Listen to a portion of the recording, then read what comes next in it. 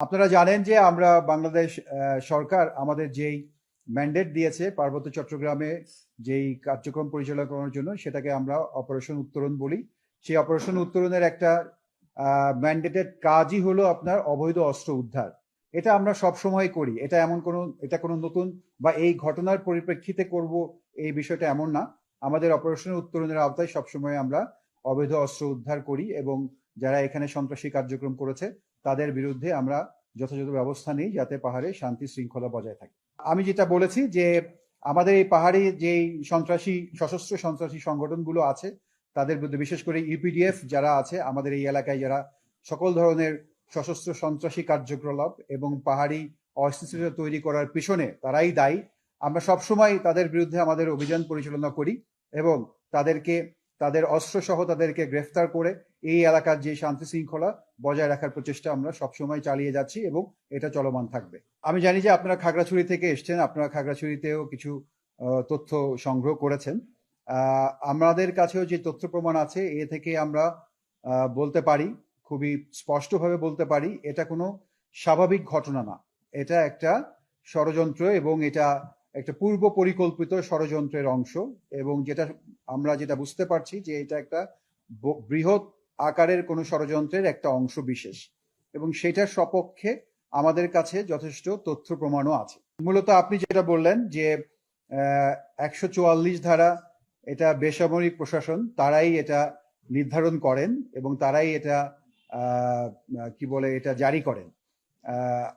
এক্ষেত্রে বেসামরিক প্রশাসন আমাদের গুইমারা যে উপজেলার যে বর্তমান আইন শৃঙ্খলা যে পরিস্থিতি বা অবস্থা, এটার উন্নতির উপর ভিত্তি করেই তারা হয়তো সিদ্ধান্ত নিবে যে এটা কতদিন তারা এটা জারি রাখতে চায় বা কখন তুলে নিবে।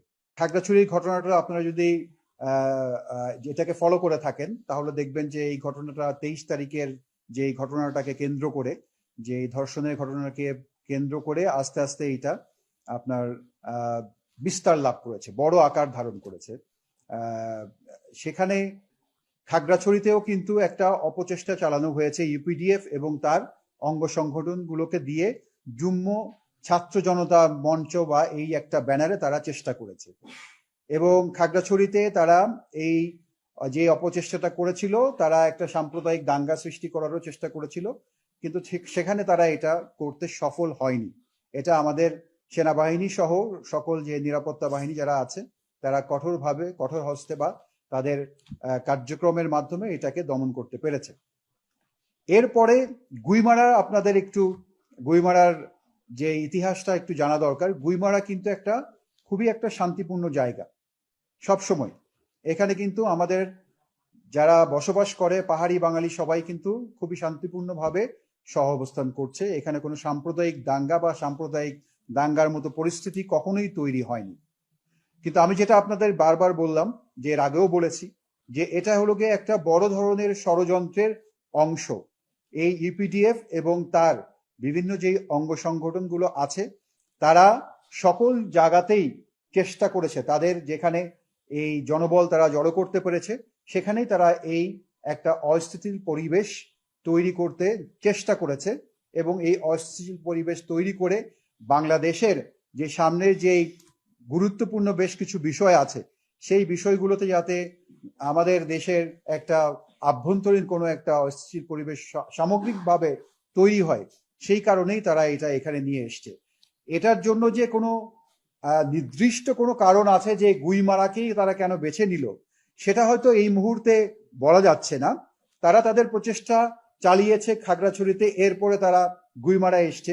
আমরা জানি না এটার প্রভাব আরো অন্য কোথাও আগামী দিনগুলোতে পড়বে কিনা, কিন্তু আপনাদেরকে আমরা আশ্বস্ত করতে চাই যে আমরা সেনাবাহিনী এবং আমরা যারা নিরাপত্তা বাহিনীরা এখানে দায়িত্বরত আছি, আমরা সজাগ আছি। আমাদের আভিযানিক যে কর্মকাণ্ড, আমরা সকল আভিযানিক কর্মকাণ্ড সম্পূর্ণ সুন্দরভাবে করে যাচ্ছি এবং আমাদের সর্বোচ্চ প্রচেষ্টা দিয়ে আমাদের এই পার্বত্য এলাকার যেই শান্তি সম্প্রীতি এবং শৃঙ্খলা সেটা আমরা অবশ্যই বজায় রাখবো। এখনকার আপডেট সম্পর্কে যদি বলতে চাই, আপনারাও অন গ্রাউন্ডে গিয়েছিলেন, যেখানে ঘটনাটা ঘটেছে সেখানে আপনারা গিয়েছিলেন, সরেজমিনে পরিস্থিতি দেখে এসছেন। যেহেতু আমি বলেছি যে গুইমারা এলাকাতে এই ধরনের ঘটনার আগের কোনো নজির নেই। স্বভাবত কারণেই এই এলাকার মানুষজন এরকম একটা ঘটনার পরেই একটা অনিশ্চয়তার মধ্যে আছে, গতকাল থেকে ছিল। কিন্তু আমাদের সেনাবাহিনী এবং নিরাপত্তা বাহিনী তাদের কর্মতৎপরতার মাধ্যমে এখানে যেই ইউপিডিএফ এবং এর সমমনা যে সংগঠনগুলো যারা এখানে এই অস্থিতিশীল পরিবেশ তৈরি করার চেষ্টা করেছিল তাদেরকে আমরা এখান থেকে তাড়িয়ে দিতে সক্ষম হয়েছি।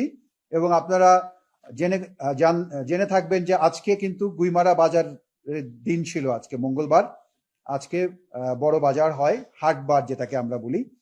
আজকে কিন্তু এখানে আমরা কর্মচাঞ্চল্য দেখেছি, যেটা স্বস্তির বিষয় যেহেতু, এবং এখানে আমাদের পাহাড়ি বাঙালি সকলেই বাজারে এসছে। তো এতে করে আমরা বলতে পারি যে যেই থমথমে বা একটা অনিশ্চয়তার যে অবস্থা তৈরি হয়েছিল সেখান থেকে মানুষজন স্বাভাবিক অবস্থার দিকে ফেরত আসছে। তবে কিছুটা সময় লাগবে। আবারও আমি আপনাদেরকে বলতে চাই যে আমাদের সেনাবাহিনী এবং নিরাপত্তা বাহিনী কর্মতৎপরতার মাধ্যমে আমরা খুব দ্রুতই এই এলাকার অবস্থার স্বাভাবিকতা ফিরিয়ে আনবো। দেখেন, আমি আগে যেরকম বলেছি যে আমরা অপারেশন উত্তরণের আওতায় এখানে আমরা কাজ করছি, সরকার কর্তৃক প্রদত্ত কাজ করছি। সেই প্রদত্ত কাজের ভিতরে কিন্তু আমাদের একটা সম্প্রীতি এবং উন্নয়ন কর্মসূচি বলে আমাদের একটা কর্মসূচি আমরা সবসময় করি। এটা শুধুমাত্র কোনো একটা ঘটনা ঘটলে যে করি তা না, এটা আমাদের মাসিক ভিত্তিতে প্রতি মাসেই আমরা আমাদের এই পাহাড়ের বাঙালি পাহাড়ি সকলের জন্য যাদের যে প্রয়োজন সেই প্রয়োজনটা আমরা সেই অনুযায়ী আমরা আমাদের সাধ্য অনুযায়ী তাদেরকে সহায়তা প্রদান করি। আপনারা আজকে দেখেছেন যে জেলা প্রশাসন থেকে ইতিমধ্যেই যারা এখানে ক্ষতিগ্রস্ত হয়েছে তাদেরকে সহায়তা দিয়েছে, এবং আমরাও অবশ্যই যারা এখানে ক্ষতিগ্রস্ত হয়েছে পাহাড়ি বাঙালি যারা আছে তাদেরকে আমাদের সেই সম্প্রীতি এবং উন্নয়ন কর্মসূচির আওতায় অবশ্যই সহায়তা প্রদান করব। 144 ধারা জারি করার যে বিষয়টা, এটা আপনারা সবাই জানেন।